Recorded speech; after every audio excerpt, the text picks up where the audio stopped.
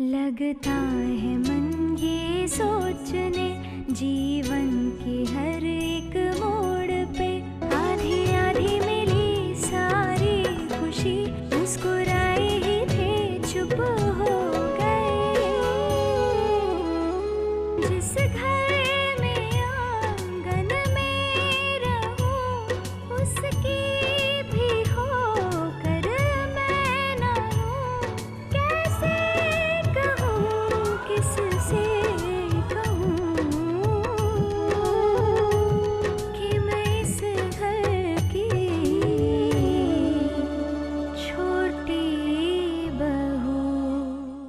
मेरी जिस पुत्री के कारण 2 घरों को इस प्रकार से अपमानित होना पड़ा, जिसे न परिवार की मर्यादा की चिंता है न ही मान सम्मान की, ऐसी पुत्री का होना अथवा न होना मेरे लिए एक समान है।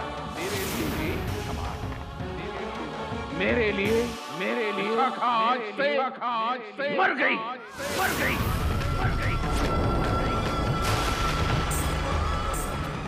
इस बात को सिद्ध करने के लिए मैं जमुना जी में खड़े होकर विशाखा का तर्पण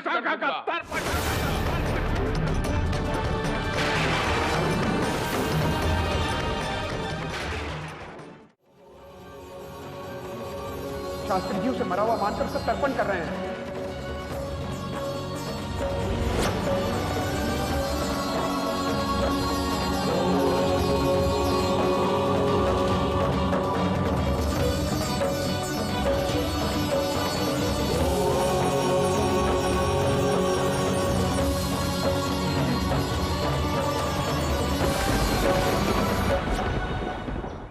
क्या? ये आप क्या कह रहे हैं विवेक भैया? राधिका, राधिका ये फोन तुम्हारे पास कैसे आया? देव कहाँ है? शायद उनका फोन यहाँ गिर गया है। आप बताइए ना बाबूजी क्या कर रहे हैं?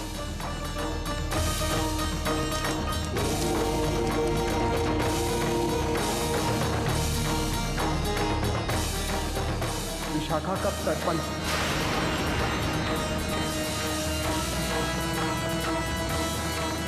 हम लोगों ने उन्हें समझाने की बहुत कोशिश की, लेकिन वो बिल्कुल नहीं माने।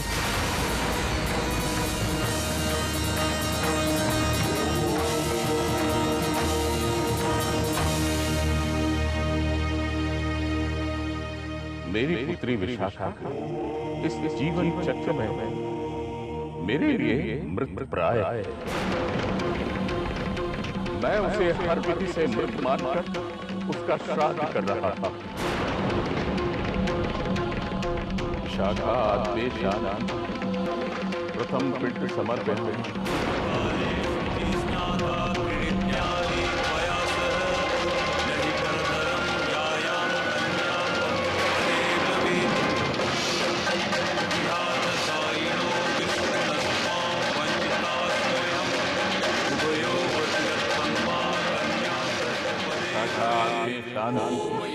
द्वितीय पिंड समर्पण।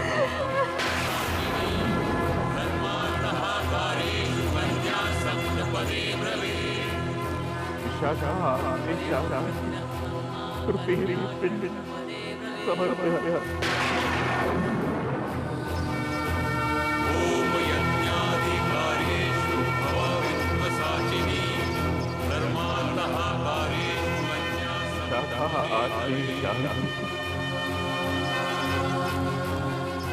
चतुर्थ पिंड समर्पण।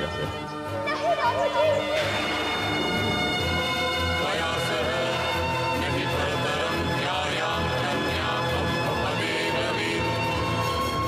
बाबूजी आपने ऐसा निर्णय क्यों लिया? बाबूजी विशाखा लौट कर आ जाएगी।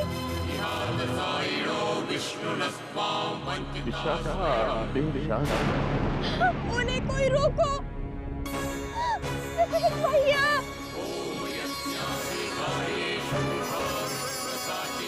पंचम पिंड समर्पण।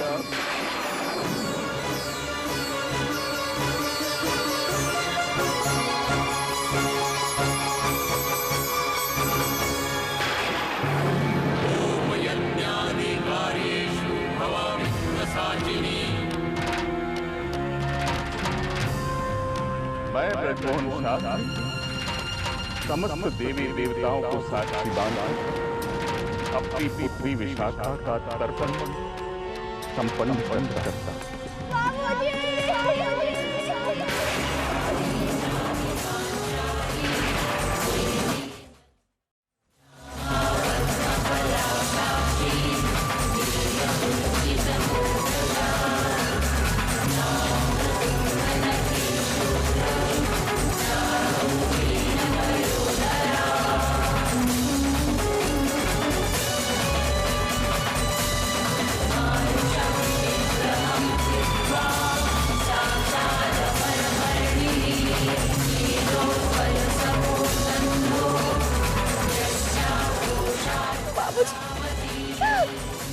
विशाखा को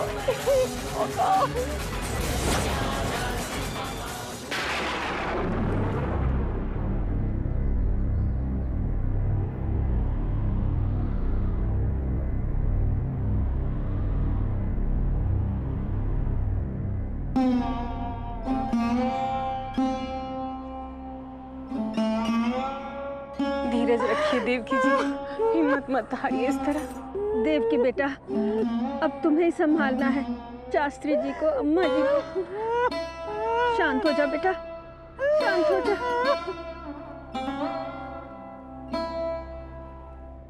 हेलो हेलो,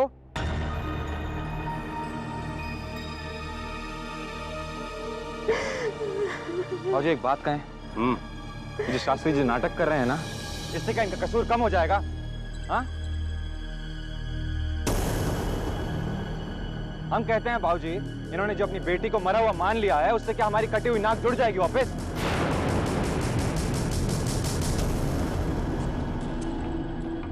अपमान तो हमारे खानदान का हुआ है ना, पुरोहित खानदान का। हमारे घर की छोटी बहू भाग गई मुंबई।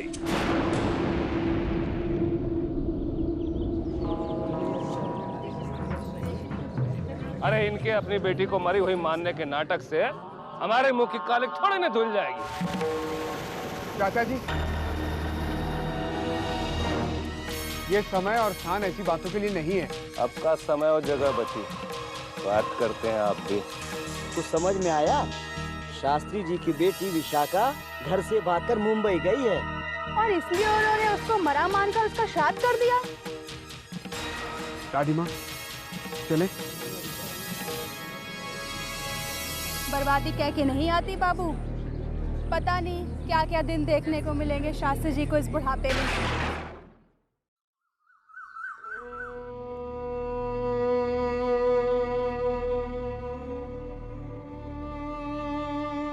बहुरिया,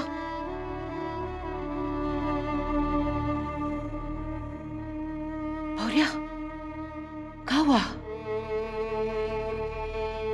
पुरोहित परिवार वाले लल्ला को समझा पाएगा?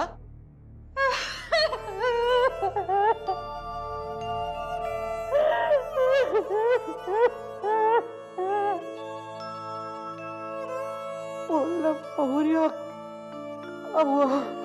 कब हुआ बहुरिया, बोल।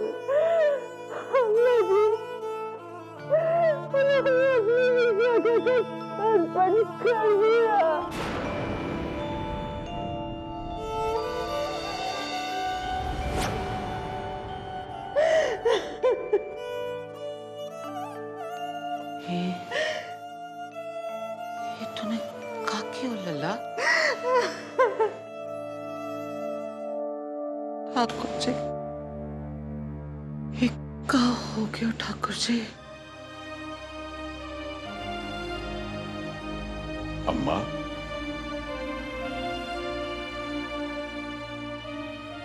देवकी जी, हम में से कोई भी उस लड़की के लिए अश्रु नहीं बहाए। उसका हमारे जीवन से पूर्ण रूप से चले जाना ही उचित था।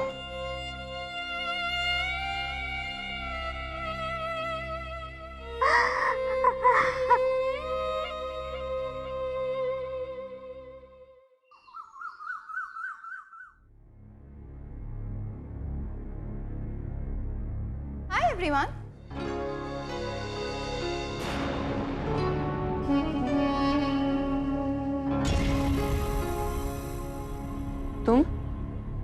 कब आई तुम? बस अभी थोड़ी देर पहले ही आई। And you know what mummy ji, आपने तो देखा नहीं था, लेकिन सुशील चाचा जी, अर्जुन और दादी माँ ने देखा था। आपको बताया नहीं इन्होंने? क्या क्या बताया होगा? अरे उस लड़की के बारे में जो बिल्कुल विशाखा जैसी दिखती थी। Guess what, दादी माँ, वो हमारी विशाखा ही थी।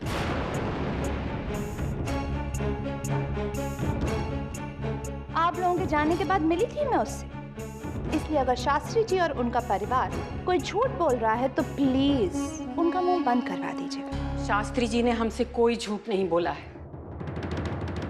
उन्होंने हमें बता दिया है कि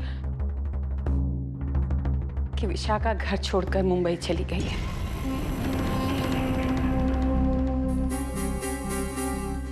और प्लीज इस बात का और बतंगड़ बनाने की जरूरत नहीं है। What? मतलब क्या? मतलब आप लोग ये सब कुछ जानते हैं और फिर भी चुप रहना चाहते हैं। उल्टा मुझसे कहा जा रहा है कि मैं इस बात का बतंगड़ ना बनाऊं, राइट? इतने सालों से मुझे बातें सुनाई जा रही हैं कि बड़ी बहू तुम ऐसी हो, तुम वैसी हो। सबको इंतजार था कि एक दिन छोटी बहू आएगी जो आदर्श बहू साबित होगी। आदर्श माय फुट। बोल चुकी तुम्हें जो बोलना था। अब इससे ज्यादा ना हमें कुछ सुनना है ना बोलना है।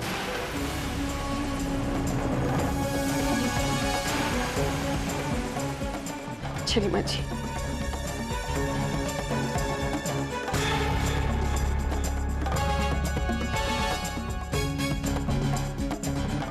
मैं इस फैमिली को कभी समझ नहीं पाऊंगी। बिल्कुल सही कह रही हो तुम, एकदम सही। ऑनेस्टली स्पीकिंग, हम भी इस फैमिली को समझ नहीं पा रहे। ये लोग सोचते हैं कि देव जाके विशाखा को वापस ले आएगा इस घर में और हम सब लोग उसे माफ भी कर देंगे, और उसके बाद स्टोरी हैप्पी एंडिंग। हाँ, क्या बात कर रहे हो? बड़ी बहू, अगर सच में ऐसा हो गया, हमारे किए कराए पर तो पानी फिर जाएगा। नो वरी चाचा जी, मैं विशाखा से मुंबई में मिलकर आ रही हूँ। उसे अच्छा खासा बड़ा प्रोजेक्ट भी दिलवा दिया है,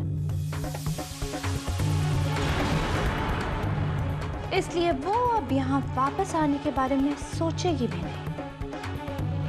छोटी बहू नाम का कांटा हमारे रास्ते से हमेशा हमेशा के लिए हट चुका है। अब विशाखा इस घर में लौटकर कभी नहीं आएगी।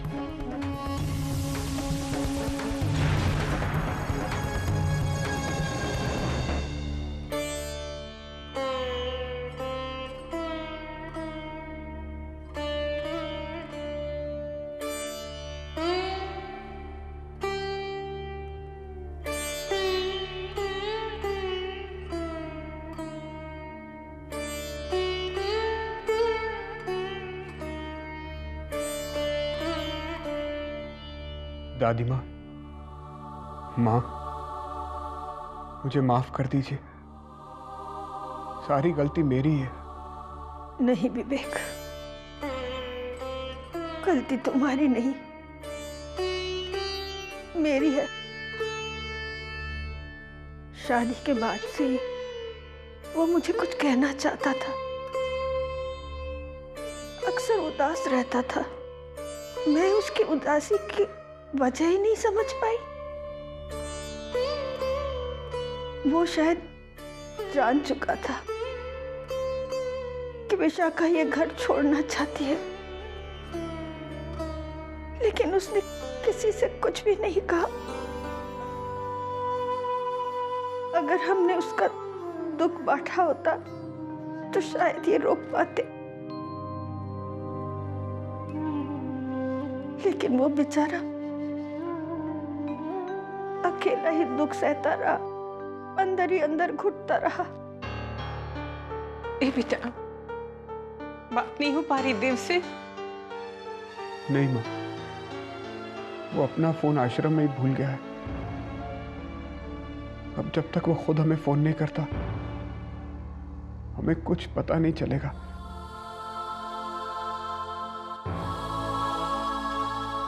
लेकिन आप लोग चिंता मत कीजिए, मुझे भरोसा है कि देव विशाखा को ले आएगा और सब पहले की तरह ठीक हो जाएगा।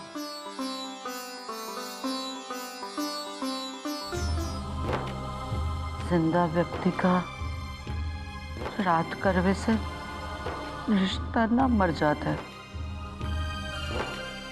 खून का रिश्ता है। खून का रिश्ता ऐसे ना टूटता है।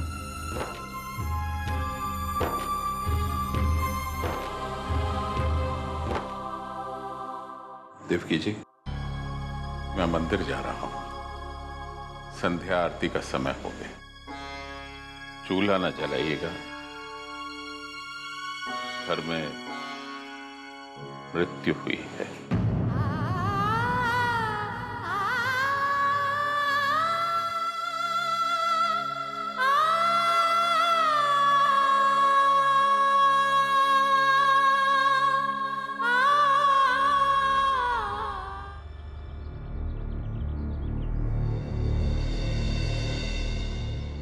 बेचारे शास्त्री जी, बिटिया ने नाक कटा के रख दिया। घर से भागते वक्त एक बार भी नहीं सोचा कि उसके पीछे उसके घर वालों का होगा क्या।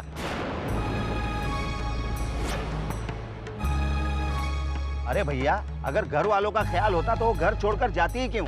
स्वार्थी थी वो, और क्या। जैसी भी थी तो इनकी बेटी। जैसा पालो वैसे निकलते हैं बच्चे। और नहीं तो क्या, इनकी परवरिश में ही को खोट होगी।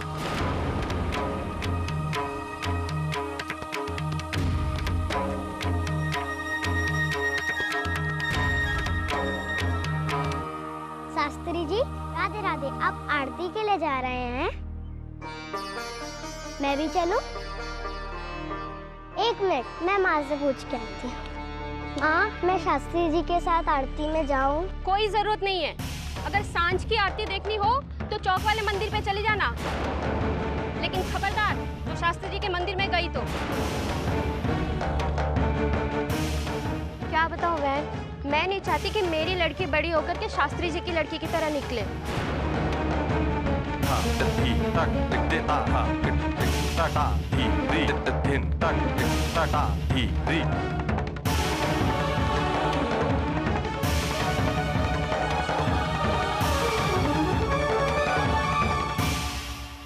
शर्मा जी, आरती आरंभ करें।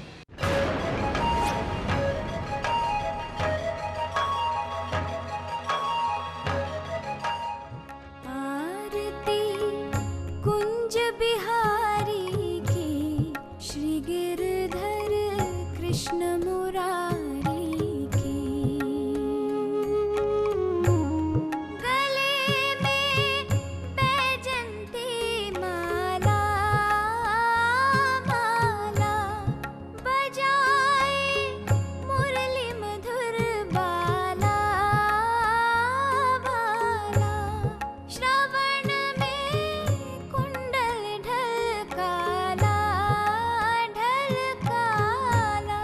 नंद के नंद श्री आनंद कंद, मोहन ब्रिज चंद, राधिका रमण बिहारी की, श्री गिरधर कृष्ण मुरारी की।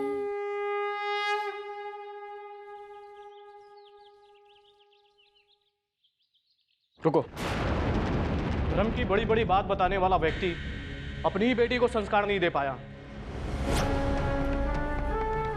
चलो आर्या।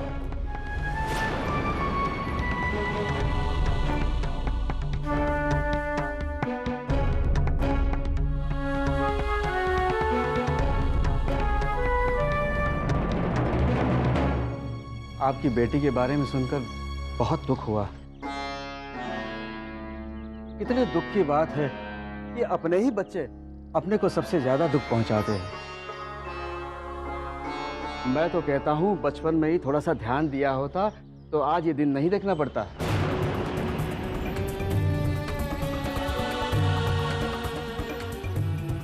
ऐसे व्यक्ति के हाथ से आरती क्या लेना? ना जाने कितने पाप किए होंगे इन्होंने, जो आज ये दिन देखना पड़ रहा है इन्हें। चलिए चलिए।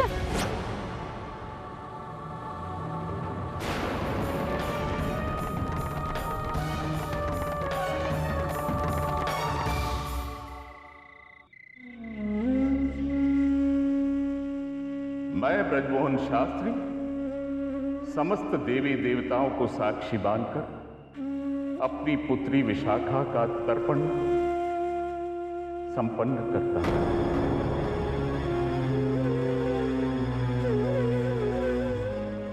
बाबूजी,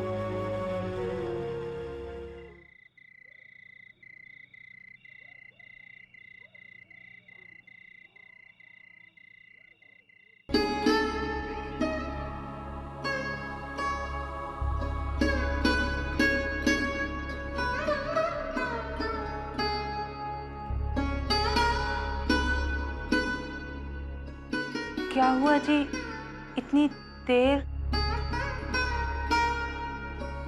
कुछ खाने को लिया।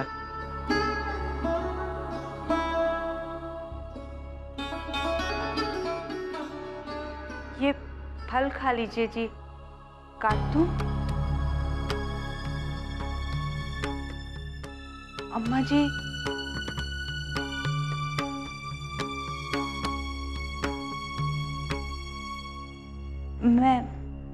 मैं फल यहाँ रख रही हूँ जी, थोड़ी देर में खा लीजिएगा।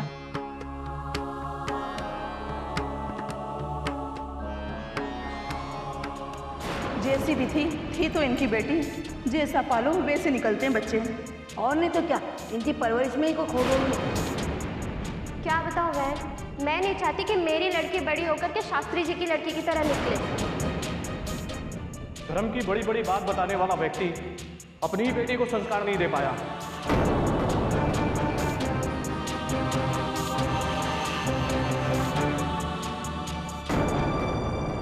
अरे आपने तो कुछ खाया ही नहीं जी। कोई बात नहीं, कमरे में चलकर थोड़ा विश्राम कर लीजिए। रात बहुत हो गई है, और देर तक जागते रहे तो आपका स्वास्थ्य बिगड़ जाएगा।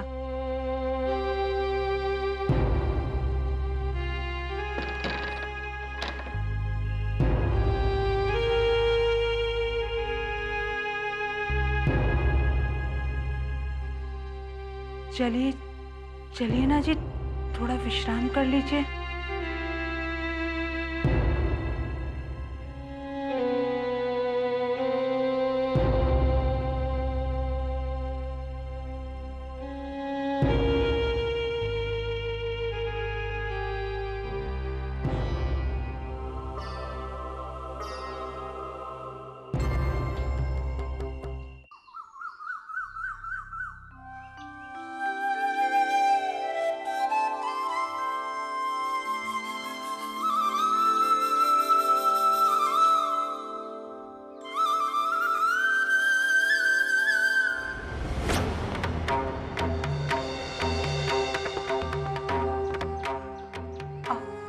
रात भर से ऐसे ही जड़वत बैठे हुए हैं जी, ना ही कुछ खाया, ना किसी से कुछ बातचीत की। क्या चल रहा है आपके मन में? कुछ तो बोलिए ना जी। अब मुझसे और सहन नहीं हो रहा। मैं एक असफल पिता हूं। मैंने अपने दायित्वों का निर्वाह भलीभांति नहीं किया। विशाखा ने जो कुछ भी किया उसका दोषी मैं भी हूं। तो दंड केवल उसे ही क्यों? मेरे लालन पोषण में ही त्रुटि थी। दंड मुझे भी मिलना चाहिए।